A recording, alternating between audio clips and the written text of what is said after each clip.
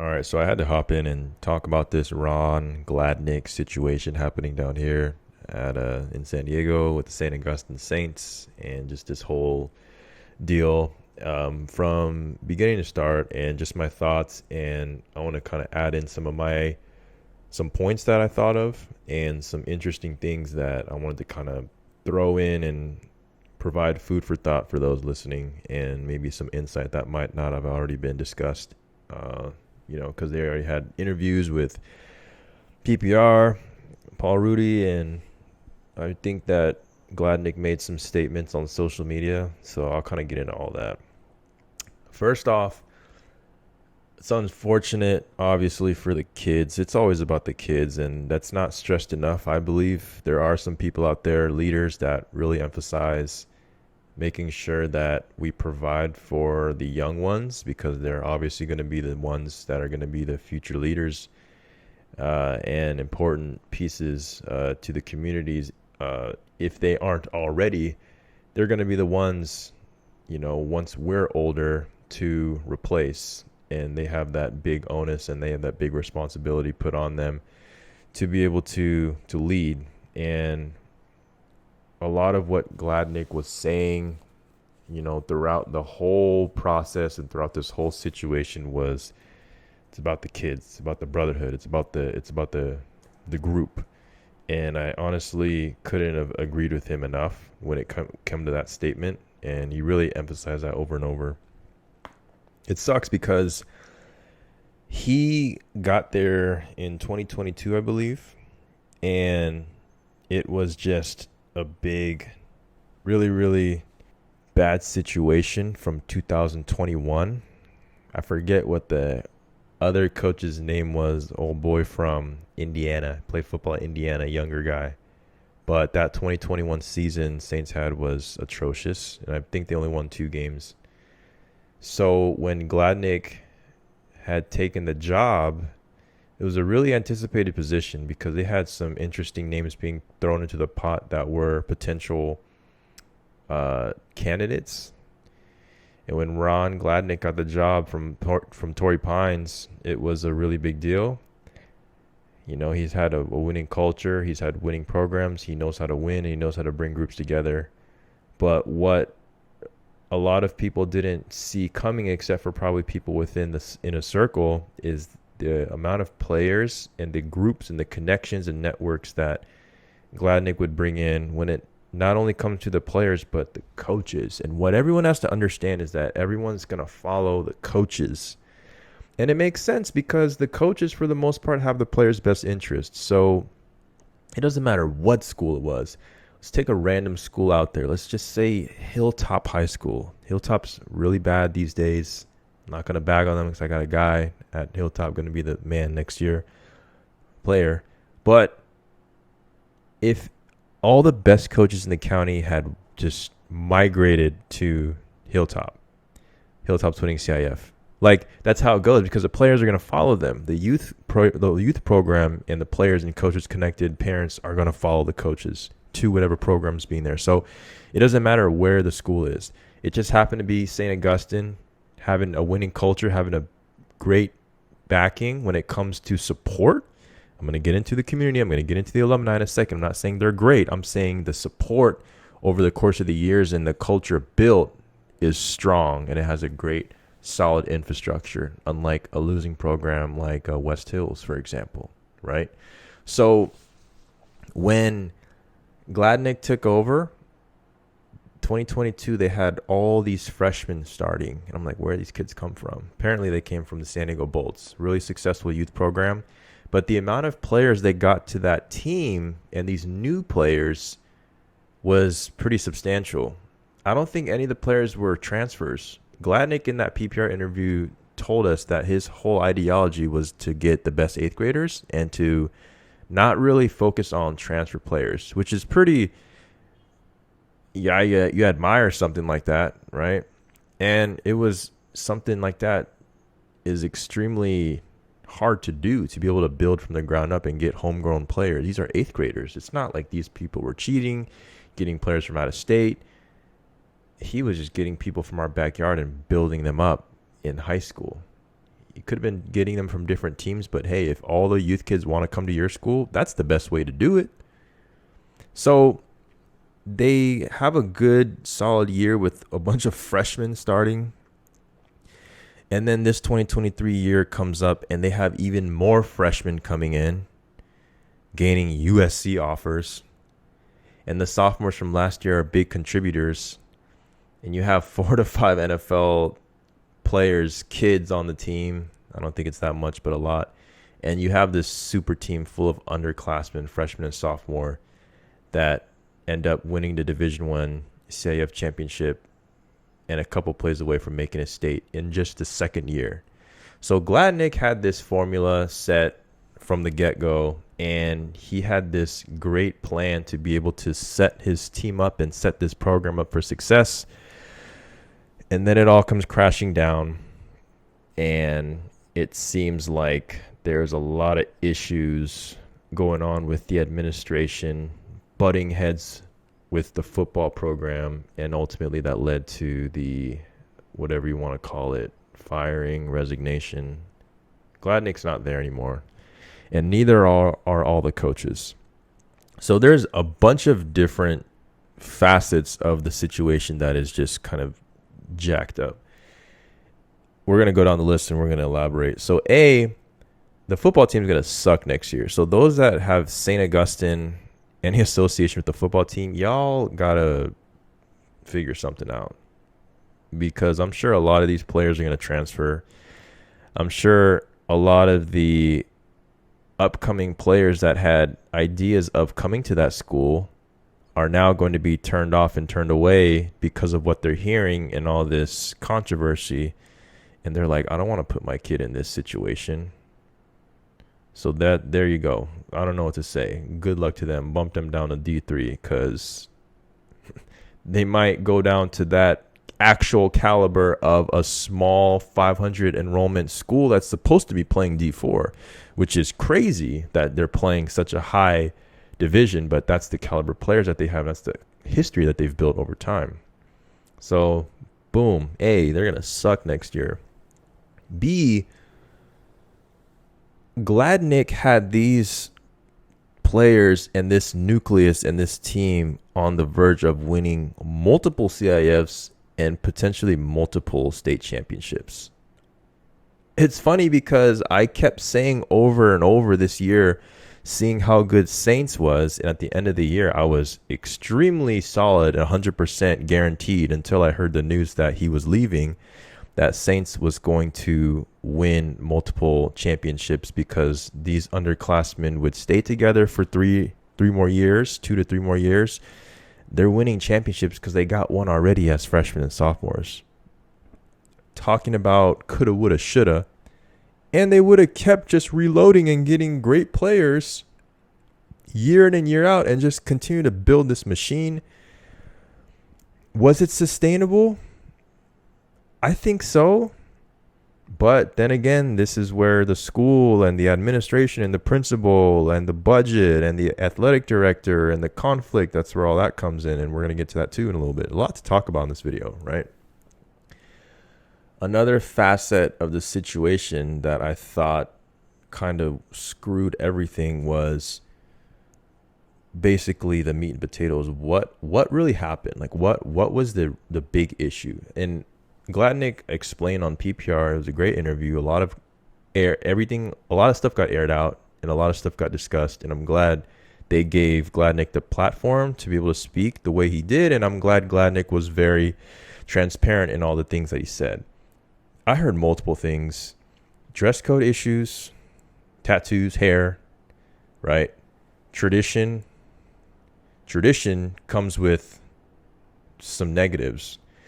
If a school has been this way, has been a certain way for a while, and then new change or new differences come in, it freaks everybody out. So that was a challenge, right? If you can kind of catch my drift. Minorities, rich white people, whatever you want to call it, right?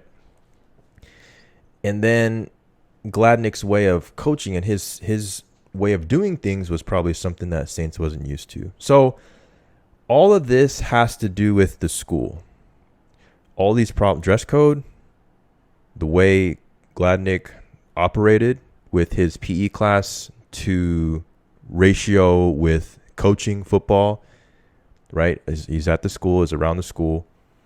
And then dress code, hair, homogenous, students, culture, keeping things the same, the Saints way, bringing in new good players that are new to maybe some of the students, population, and community there that they haven't really seen. From what I've known, Saints has been a great football program, but they've always had a certain handful of minorities: Polynesian, Black, Hispanic.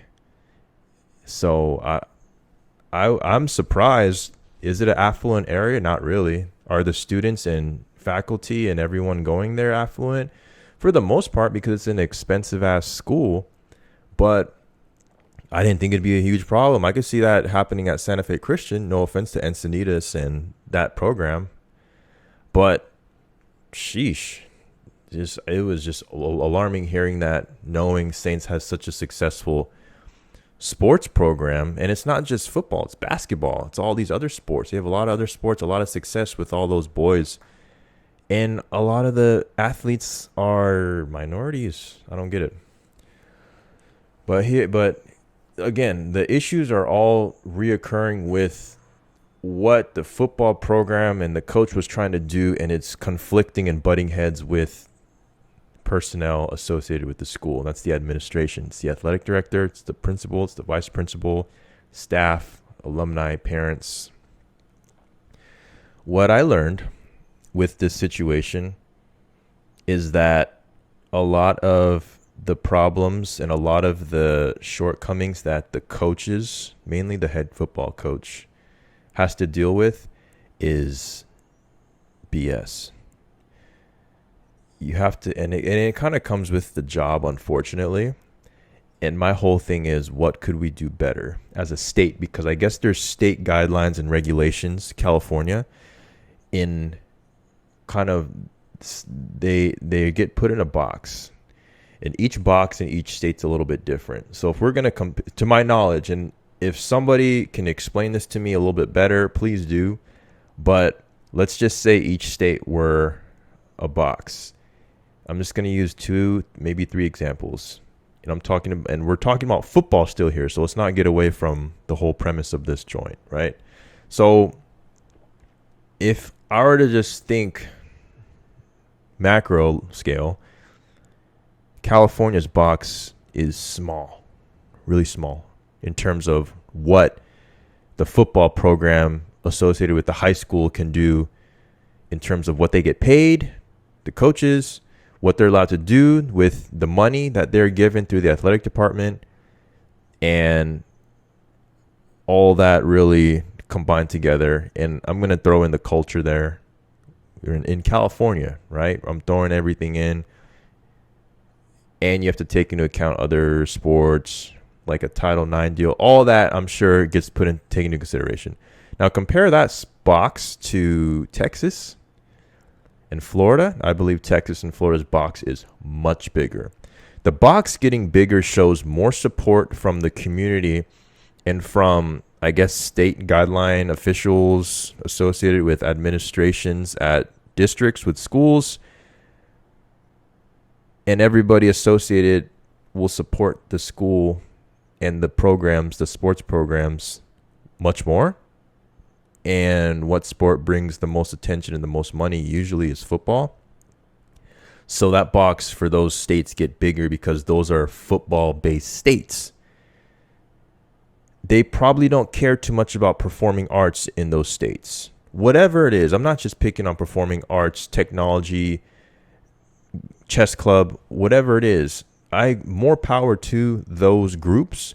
But if you're a coach and you get this amount, you get this lump sum of money allocated to you, and that has to be split between a whole bunch of other programs in the school and the district and the state, and everyone's kind of in this same boat, you only have so much you can do.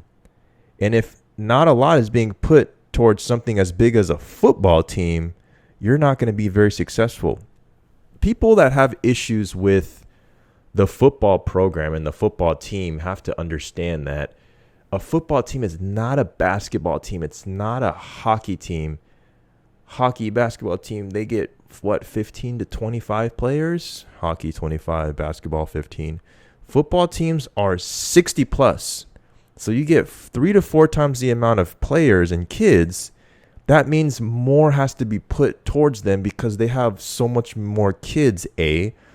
B, they have much more equipment. The game demands so much more for them. There's way more of a demand when it comes to attendance because more people want to watch football games than they want to watch a hockey game. Basketball could be arguable. I think there's more towards a football game, though. If you took in regular attendance for a football stadium, not Texas, because those are 50,000 people, but just a normal high school game in California, I think they would probably sell out more, obviously, than basketball. So you take in all those, take everything into account. It's like, yeah, the football program is going to make way more money. But football gets so much hate because of the type of player, quote unquote, hashtag racist.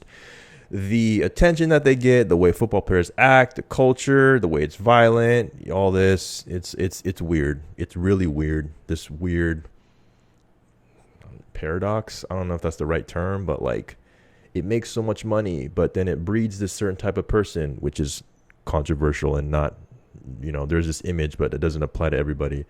But then it's so violent, but then it brings so much people together and it brings the alumni together. Everyone gets all excited and they want to pay money towards it, but then it's crazy. So anyway, getting off track.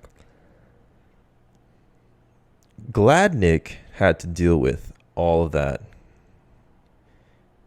The bad side, the people that look at football the way they shouldn't, meaning we're going to give you a little bit here just because that's what we're supposed to do, and we don't really care about what you have to do with these kids, even though they demand, and the team and everything else demands so much more. Gladnick's over here saying he had to use his budget and he had to take some money out himself personally to be able to fundraise, to be able to provide, and to be able to support the program by himself.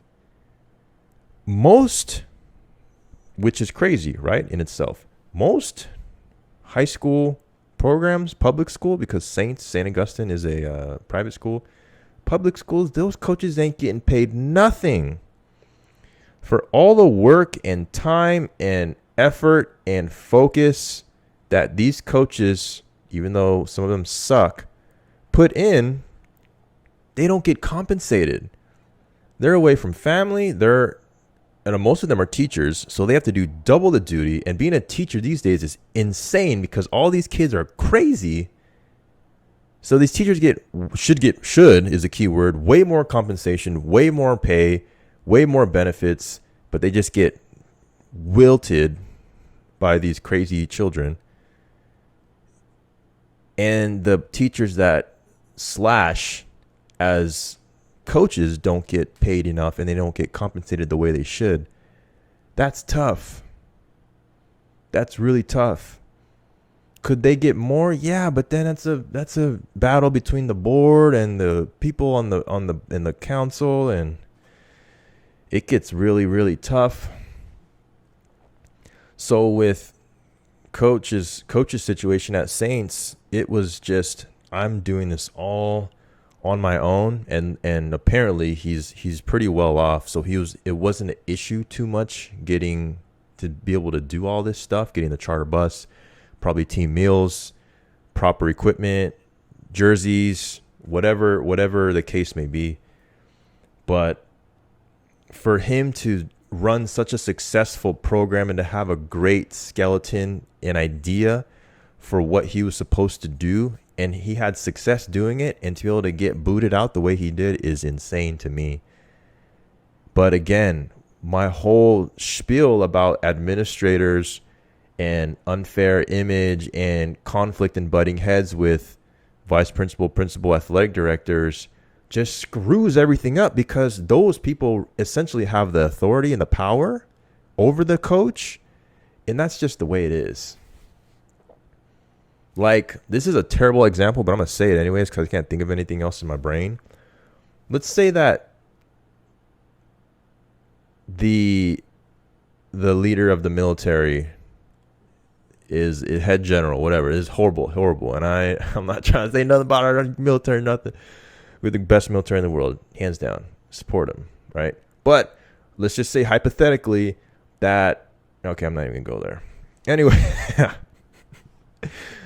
let's just say this. I'm a teacher, and I'm teaching the best class ever. All the kids love me, and I am the teacher of the year, and they gave me the Nobel Prize for being the best teacher. But my supervisors, right? So the people ahead of me, my principal, my vice principal, and maybe like a superintendent are all just idiots, and the way they do things is dated and not effective, and then they implement all those to me and change my ways of doing things, even though I had success doing it my way and it was harmless. But they're going to just barge in and control the narrative and change up the ways I do it and ruin everything. That's kind of the situation that's happening with Coach Gladnick, and that's stupid. But if whoever, it's a power struggle, man. It's the power struggle, and it shouldn't be like that. We're all adults here. Let everyone do what they want. Let everyone do the way they're supposed to do. As long as it's in the confine of the rules and you're having success doing it, I guess they don't care about winning football games then. Gladnick made a great point. He was like, you didn't hire me to become a PE coach. You hired me to be the football coach. I'm just going to do PE on the side just because I need a position. Devil's advocate, got to play the other side. I'm a person that always has to listen to both sides. What was the argument against Coach Gladnick? Was he really missing classes? Was he really messing up grades or providing extra additional benefit to the football players in comparison to other kids? We don't know. Are they accusing that? I don't think so. I'm just using that as an example. So there's no accusations being shot out by me, but I'm just thinking, like, is it really just because he maybe wasn't as talkative amongst people, or he wasn't buddy with the administrators, or he had his own way of doing things and that other people at that community and Saints wasn't used to? Was it just that? If it is, then y'all are petty and y'all are some bozos. But I don't know. You always got to listen to both sides. I think he was genuine. I believe he's genuine. Again, I love the message, the recurring message of him supporting the kids and really feeling for them and putting them first, because that shows a lot. Obviously, he's selfless, and I can't tell you how many selfish coaches that are out there that just want to use the kids to win. This is high school, bro. Like, if you're Nick Saban, I get it. You're being paid millions of dollars, but like, this is high school. Like, get the kids in position to be successful. I'm not trying to crap on anybody's resume or anyone's legacy with the high school coaches here, but if you're the all-time winningest or you have these records of high school, that's great, but like, not too many people care. Feed your legacy, feed your ego, but not at the expense of using the kids. If you're going to be around these players, have some respect and at least have some genuine connection with them. You don't have to be their best friend, but damn, bro. It's a crappy situation. Blame a lot of the California education system. Not the education system teaching the curriculum, but the system in how they work with the athletic program. I believe the state of Utah has a much more better athletic PE program in middle school districts and high school districts than California. I think Texas has much better ways of doing things and how they raise their kids in the systems to be able to go into high school and not really miss a beat. I think that all the administrators supporting athletics does a great job. And here's the crazy part that I'm gonna blow everyone's mind. That's anti-football. There's still enough money to go around for all these other programs because they've been doing so. America is one of the most powerful countries and has some of the best people to be able to do any sort of skill or any sort of be a part of any sort of sector that has significance. The people are competent in being able to do so many different skills, and it's not just sports. So when all this money is being put into sports, we're not missing out when it comes to people that are in science or that are in robotic club. So y'all just chill, man. There's so much money to be thrown around. So wrapping the video up because it's going on 30 minutes.